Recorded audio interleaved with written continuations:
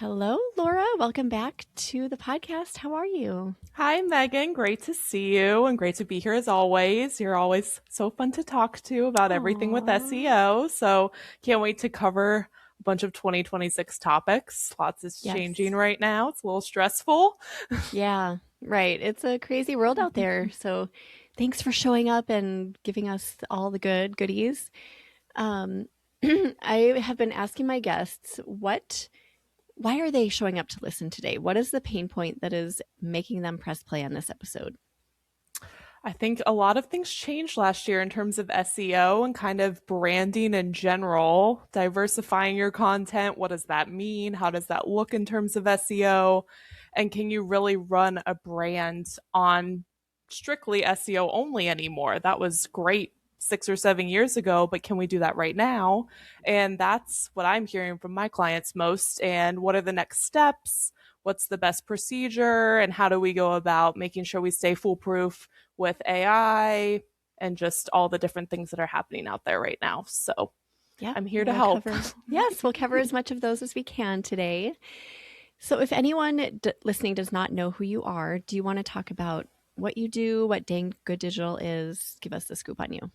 Yes. So I started Danggood Digital, my kind of boutique SEO and social media agency about 6 or 7 years ago. And I come from actually a media background based here in New York City. So I've been a culinary television producer as well as a cookbook consultant for all different influencers, celebrities, bloggers for over 12 years and really have dove into having a specialization in kind of creating food content and how we, display that to our community, build brands, and also gain followers to get traffic and obviously just build a company doing what you love every single day. So Yeah. more and more, it's become niched on SEO and content creation in the past, 3 to 5 years, ever since the pandemic, obviously, as we've all seen. But it's a fun topic, and my every day is different, which is why I love it. So Yes, I love that. A lot of variety for sure. yes. So, this is one of those topics and times where I really don't even know where to start. So, I'm like, I'm going to give you the floor. What is changing? How is the landscape of SEO different? I think all of the things you mentioned and more, but just do you want to give us just a kind of in a nutshell breakdown of what's going on right now? Yes, I think basically in the past like year and a half, maybe 2 years if you reach further back, we're starting to see a large shift in kind of SEO for websites and specifically food creators and other creators from being super heavy SEO based websites to building more diversified, holistic brands. And that may seem very daunting when you first hear about it because it's like, oh my gosh, what do I need to do? I just wanted to focus on SEO and recipe development and call it a day. But we now need to kind of strategize marketing our different content across many different channels. And that can be truly up to 8 if you count them all, maybe even 10, depending on where you're located, which is very daunting. But you don't need to do everything on all of those channels. I definitely will break that down further in the episode. But the beauty of kind of search right now is with these 8 to 10 other streams, it's just more places for you to become discovered, which is the great part about it at the end to drive traffic to your website at the end of the day to boost those search results, keep SEO alive and well, and also combat AI. So in a nutshell, that's what it is, but we'll get into some more nitty gritty Okay. strategies. So, what are some of these channels? So, I feel like 8 to 10 feels really overwhelming. Like, that's a big number. What would you say those are for most food creators? Well, we'll start with our social channels. So we obviously have Instagram, TikTok, Facebook is great, Pinterest. We have YouTube now. We also have YouTube Shorts. Those are also important. And then, we can find some other different kind of social channel networking like a Substack. That's kind of new and different for a lot of people. Works great for some, and for others, they'd rather do other things. And even something like, your newsletter, that's a whole different strategy these days. So once you start calculating all of those up, even an affiliate site like a Shop My, that's actually starting to become a way for people to Oh, find you. Great revenue source.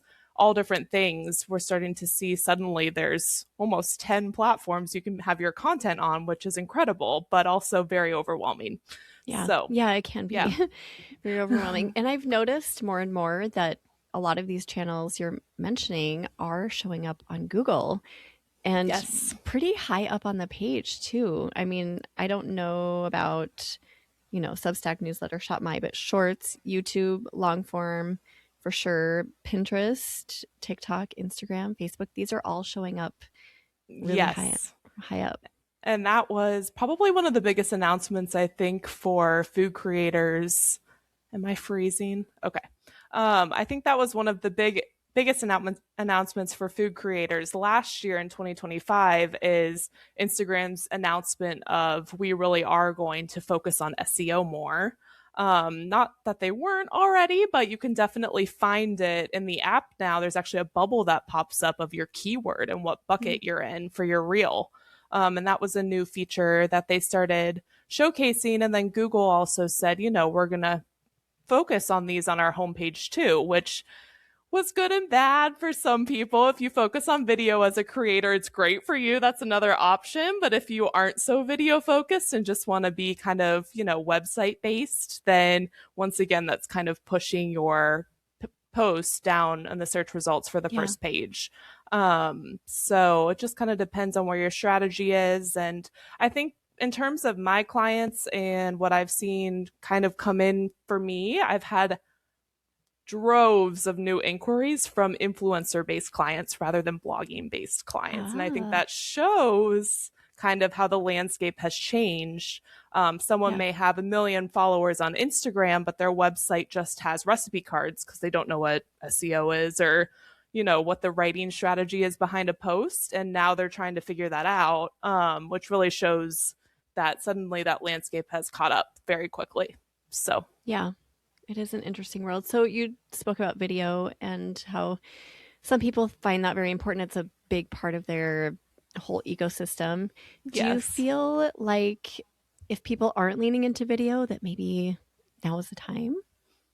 Definitely. I started preaching video probably 3 or 4 years ago, and the clients that I do see that really do put an emphasis on video are still growing steadily with their SEO traffic. They're finding other ways to, reach their followers. And I think the biggest piece of the puzzle for 2026 in terms of brand diversification that will help your SEO strategy is developing a community. And that's what video does. So those social channels, unlike SEO and organic search, Yeah. actually help you to connect with your followers through comments, through using a link DM or a grocers list feature, by adding to stories and just becoming actually a trusted, relatable source behind the recipe rather than just a blog post with a photo on the side on your Right. website. So Right. that's probably a key thing. And videos are, at this point anyway, really hard to replicate. AI can't copy you talking to a video. I mean, maybe it can, but it doesn't do a great job yet. So I feel like that piece is really irreplaceable right now, and people value the in person and the, oh my gosh, she's actually real. I'm not just reading an AI produced website and scrolling. I'm actually seeing someone speak words. And, I think Yes, that is exactly. there's so much value there at this moment in time. Yes. And I mean, to anyone who is scared about trying video for the first time, I think the beauty of video in this day and age is actually imperfection is better than perfect videos. Yeah, Everyone likes to I see love it. you being real. And I think everyone's like, oh my gosh, I need to show my face and talk and do all these things. I mean, there's a lot of top creators that maybe show their face once per video and that's it. And they're still, developing these communities and these brands just as easily. So, Yeah. Okay. So everyone, do video if you can. And if it's fear that's holding you back, yeah, there's good reason to get past that fear, right? yes. So can we talk about just doing keyword research? Like you mentioned earlier, this used to be the strategy. We used to rely on just keyword research and getting traffic through Google. What is happening now with that? Are people still finding success with doing keyword research and just building out blog posts alone? Yes. I've actually had several people through the woodwork tell me you don't need to keyword research anymore. It's not a strategy. I couldn't disagree more. I think it's still, a key foundation to understanding SEO and whether a recipe is actually worth your time to spend, recipe testing, developing, photographing, videoing. That's a lot of work. So I would Yeah. definitely still research that keyword before, but I would use it very much as a branding tool now. So look at your content pillars. If you're known for ground beef recipes or something as niche as macaroons, go into, your classic key search or whatever you use, SEMrush, something like that. And just kind of start peeking around, seeing who your competition is. I think that's super important. If you're a smaller site and it's just, the big competitors ranking for that recipe, I would avoid it, and still use those same basic strategies to kind of build those stepping stones to getting more and more traffic. But I think what's nice is with all these social media platforms kind of popping up on Google, you'll see that these keyword research tools are becoming richer and richer in new types of recipes that are a bit more niche. And so that's why you're hearing about, niche or keywords being more of a thing these days. It's because, Instagram people are doing interesting things. And now it's, a lot of mashups and those are gaining search traffic, which is great. So things can be a little more niche and there's a lot of options. That's something I haven't thought about. That's a really interesting take that it's becoming more what's the word you just used? Like A little bit more niche, I a guess, little bit is more niche. There's yeah, just richer or yes. yeah, it's becoming more robust because of all of the platforms coming together and providing all of this amazing content. That's a really cool Yes. perspective. All the new data for sure. Yes, new data. So topic clusters, we should just figure out what those are for our niche and lean into those. So high volume, low competition still. Mm-hmm. Yes, definitely high volume, low competition. If you aren't familiar with that phrase, high volume is the search volume. I'm a big advocate of at least 1,300 search volume in your search tool is worth your while. And then in terms of competition, especially if you're a growing site, I would aim, easy medium competition and definitely look at the other sites that are your top competitors before you develop the recipe. If it's someone with a domain authority that's huge and you recognize the name, I would probably avoid it. Unless everybody else on the page is not known, then maybe you can be number 3, and that's great. Yeah. So, Yeah.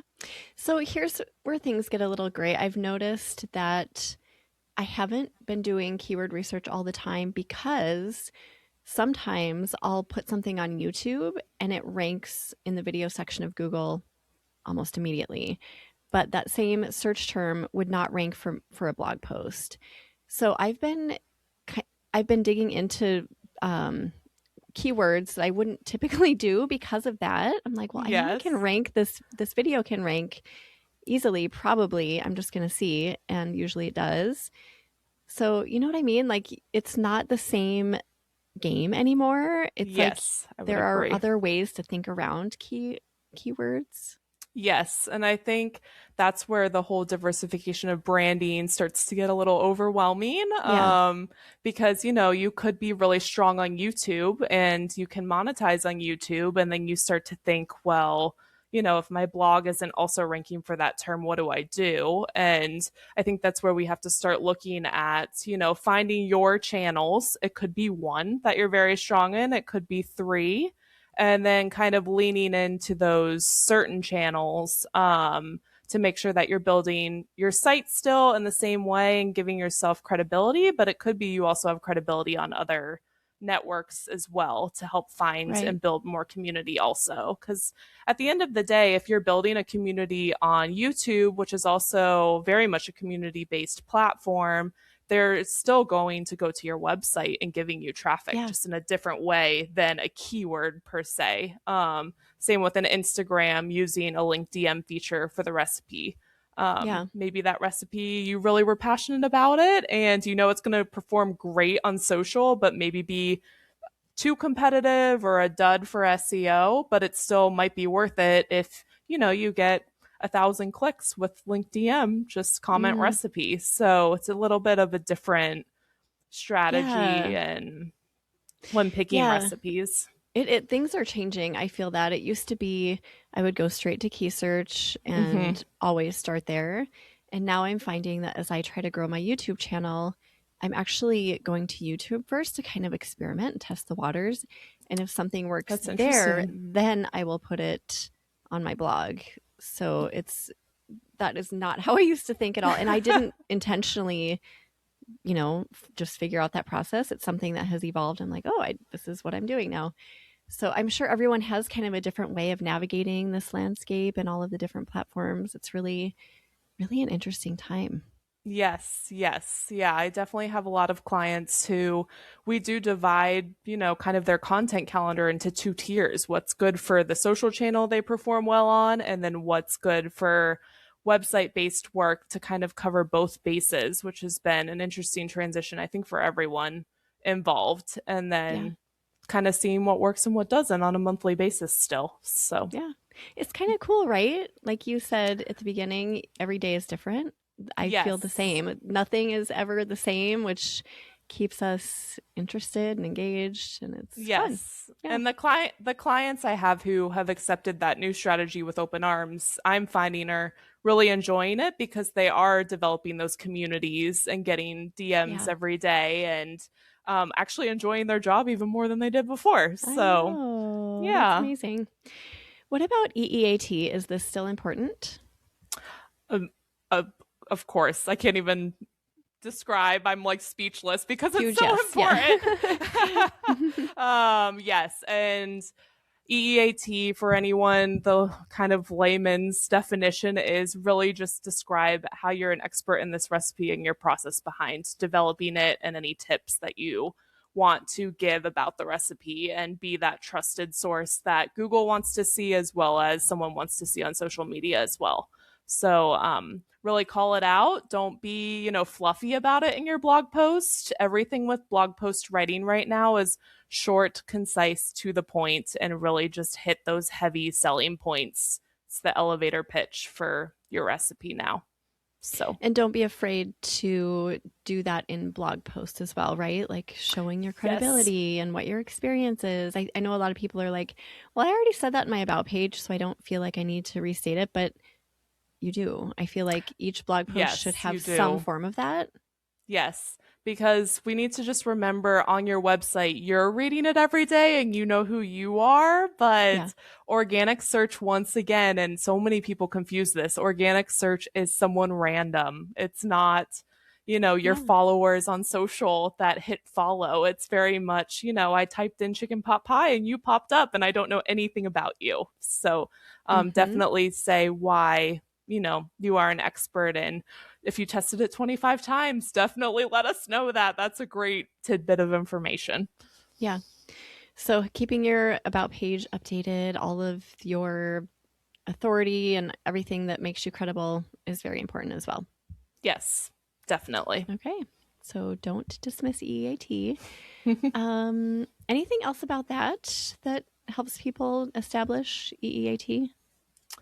I think just also, once again, drawing back on your community. So I know we've talked a lot about adding reader quotes to blog posts. That helps kind of establish EEAT. If you have some nice comments in your comment section, add those in.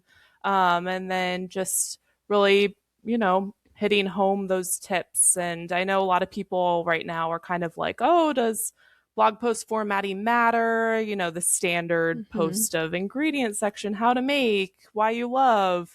I haven't seen, I have clients that do both. Some follow it, some don't. I don't see a stark difference at the moment between the two of them. I think as long as you're just being very clear, concise, and easy to read both for your community and for Google, it's showing as being great in both ways. So, That's actually very refreshing to hear because for so long it was like you have to have this exact format, and if you don't, you're doomed. So I love hearing that. I think that'll be feel like relief for a lot of people. yes, yes. Yeah. What about AI? I know that it is changing search for so many food blogs. What is your take on it? I wouldn't be scared of it. There's nothing we can do. I think Yeah. that's the first thing you have to Yeah. remember. So don't freak out. And I think as a result of AI, the biggest thing you can do for yourself is look at how you're going to create a holistic, strong brand and be an expert. Once again, that is the trigger word the past, 2.5 years now, and it'll only get stronger and really, really build your community because that is what's going to keep you going. If you have a core group of followers, you will have no problem getting web traffic. You will have no problem selling a product. You will have no problem getting followers on social media. So, really, just leaning into whether that's through a newsletter, through Reels, etc., just trying to develop that community, and you should be able to kind of sustain the AI bubble for Yeah. sure. I know for a while there was a feature within AI that linked to recipes. So if somebody Yes. searched like what's the best chili recipe, and it would say like pulled this data from Pip and Ebby or whatever.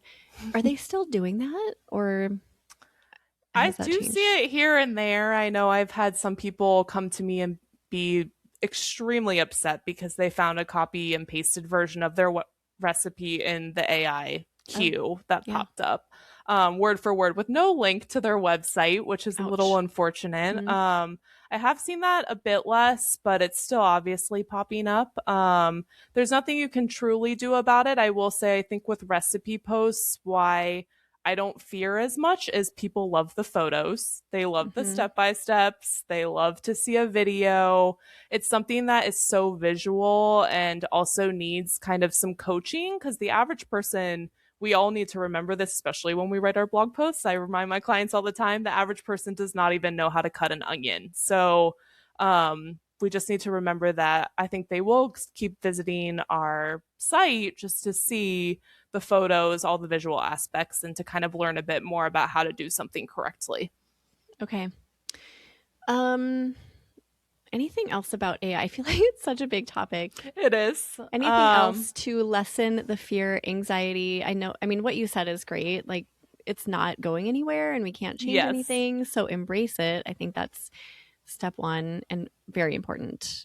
Yes. There's a lot of talk about whether, I know someone just recently has came to me saying, should I add an AI recipe button to my recipe card, or to the top of the blog post?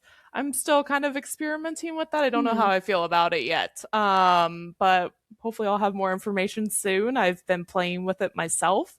So I would just kind of take caution when doing that for now. And then I think the other biggest thing is if you're just very concerned with kind of answering all the questions AI has to give to make sure maybe you do pop up in a snippet that would link, that is sometimes advantageous, I guess, if you think about it, just like an FAQ in that kind of sense. That's where ChatGPT or one of those services to kind of write you a little blog liner, FAQs, blog outline, just to see if you're covering all of their topics they're thinking of. That can help your post become a little bit more well rounded. But once again, do not verbatim Yeah. copy anything from AI word for word. That will not go over well at the end Yeah. of the day. Are people, I mean, if people are doing that, what's happens? Does Google recognize it, or what do you think is the bad part of that? I actually don't know because I make sure no one does it who Yeah. I work I with, mean, it but doesn't feel right. I mean, it just feels yes, like we shouldn't, but I was just wondering if there's like actual yes. evidence of something like bad cloud comes over your head and starts raining or something. I don't know. I mean, there may not be a huge penalty at the Yeah. moment, but you just never know with the way things are going if there's going to be limitations put on AI one day in several years, Yeah. or kind of how Google will treat it with an update. It's kind of just hard to tell. So I just like to steer clear and still produce, original work that shows, you really are an expert and your Yeah. authority behind the topic. That feels good. And then what you were saying earlier, can you explain that? So you were talking about having an AI button on your website or in your recipe card. What is Yes. that? I've seen this only on a handful of sites, not super strong out there right now, but it basically is like a summarize this post using AI button. And it I think just throws it into kind of a chat GPT and gives you a breakdown of what the post is saying. That's a little bit shorter than reading an actual blog post. Okay. So I So don't it love it yeah. so far, based Yeah. on just kind of trying to build a brand and build a community from a more holistic perspective at the end of the day. So it's Um, a way of providing just a shortened version of your content for your readers. yeah. hmm Okay. So Yeah, interesting. I think to kind of combat that, it's once again writing your blog posts without fluff, to the point, and then we won't need that button, I would hope, but who knows? I mean, we'll see what happens kind of coming down the road, but right now I'm definitely not going for it at the Not moment 100% on until, board. Okay. yes, yeah. Next year we can cover this topic and I'm sure we'll have a better answer, right? Yes, Yeah. yes. So you've talked a lot about just thinking holistically, making, creating more of a brand than a website. Do you have anything else to expand on with that? Like things that we should have in our minds to just zoom out a little bit and see our businesses from a broader perspective? Yes. So what I would do is kind of how I approach it with my clients, and especially quarter to quarter, we kind of go into Google Analytics, which I know is your website, and do a scan of what are our overall themes, what are our content pillars, and then we go and look at our RPMs as well, which people don't really think about looking at sometimes. But we will go in also from kind of a data perspective and look at what, has a high RPM there. What do I kind of, are there trends with my RPMs that aren't with my site content that's kind of interesting? And then the last piece of the puzzle is what is performing best on social, and just seeing what my audience is responding to. And those themes could all be very similar depending on if you're a very niche site, or if you're more broad, they could be very, very different. And then kind of customizing the content around all of these themes to make that holistic brand. And then obviously adding in some fun recipes too that we want to try, because, we are in this for fun too at the end of the day. And just developing a brand through that lens of covering Mm, all three of those basis points, rather than just so focusing on the nitty gritty of website SEO per se. yeah. Yeah. That makes sense. It's something I've been kind of leaning into as well. Just data. Like, what is the data telling me on all of the different platforms? And I didn't used to do this, but I think it's serving me well. Like, okay, this is working above and beyond what most videos are or whatever on YouTube. And this is working on Instagram. And then just trying to lean into those things because there's something there telling me that it's working. And Yes. then hopefully they all come together. My brand is more diverse, so it's more like cozy comfort food that's easy and that Mm-hmm. can cover so many recipes.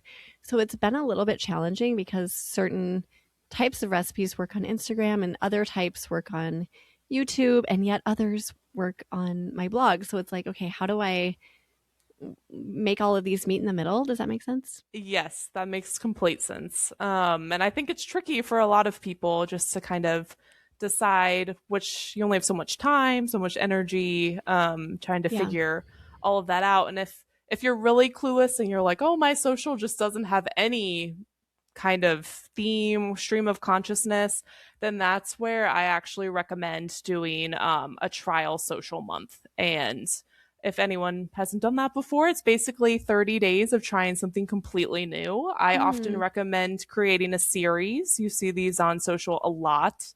Come up with kind of a niche topic or research some series and see if that helps kind of pop off some themes for you, or just be extremely consistent about posting for 30 days, almost to the point of posting every day. If you can even repost, that's totally fine.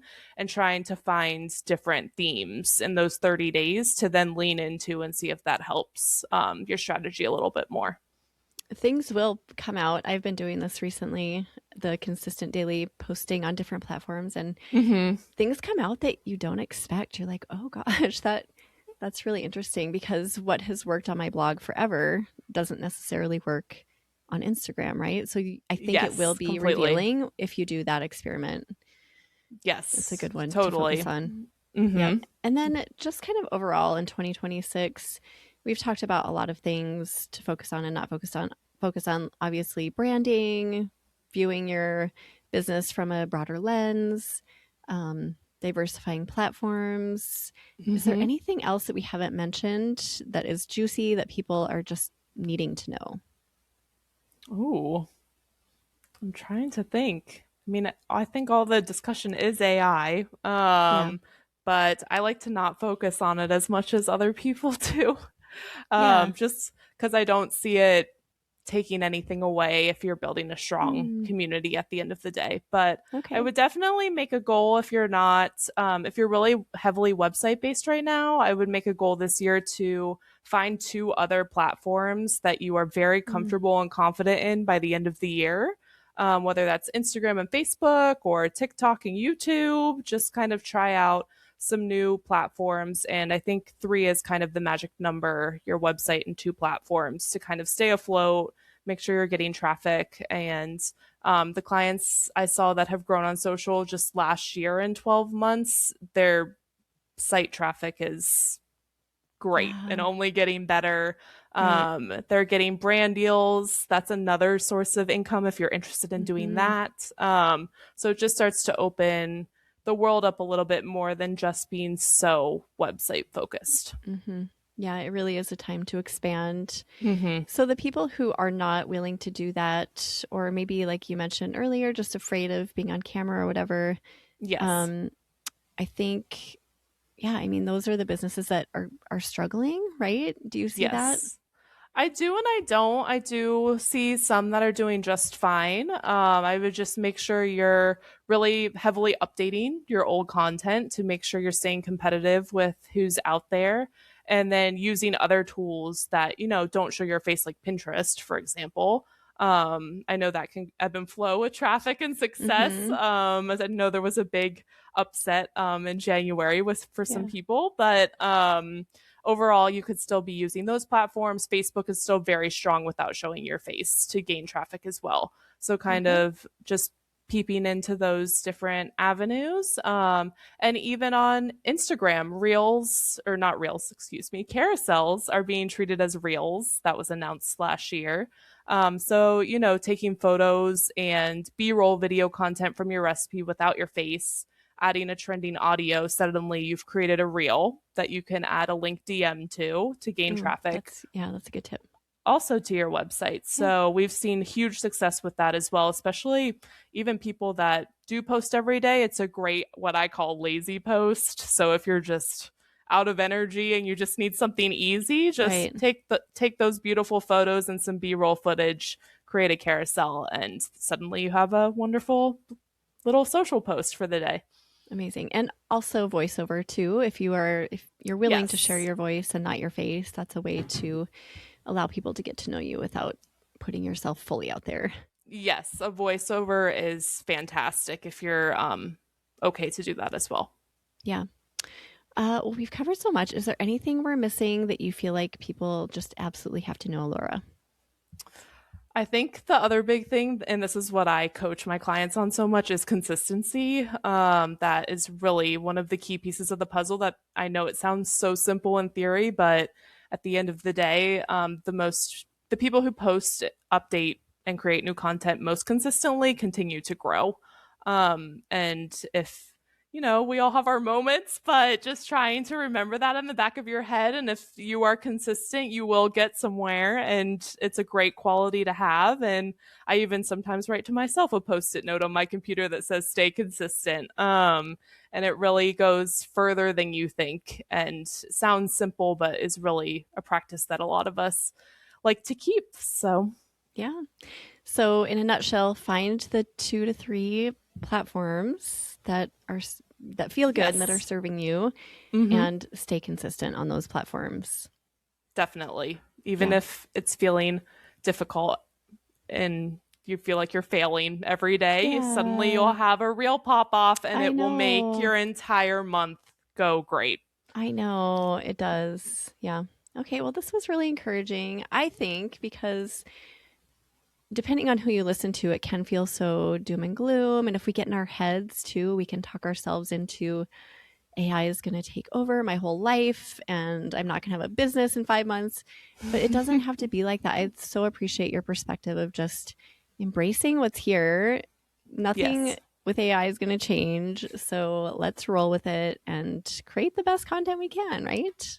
Yes, completely. I And love it. yeah, Yeah. there's always more to be learned and pivots to make, and it's only going to get more and more interesting, as I like to say. Not difficult, interesting. Yeah. So it's best to start building those community blocks now rather than later. Yes, I appreciate all of this. Thank you so much for, again, being our beginning of the year voice for SEO, Laura. We so appreciate Thank you and all the you. value you shared. Thank you. Yeah, we'll put together a show notes page for you. So we'll have all the information we talked about today. If you want to peek at those, you can head to eatblogtalk.com/danggooddigital3. So if people are interested in just getting some SEO help, where can they go? What do you offer? Tell us the scoop on all of that. Yes. So my website is dangooddigital.com. That is where you can find things about my services. And then I also have an Instagram page at Danggood Digital as well. And it's pretty much where you can find me. All right. Sounds good. Everyone, go check that out. And thanks again, Laura. Thank you for listening, food bloggers. I will see you next time. Thank you.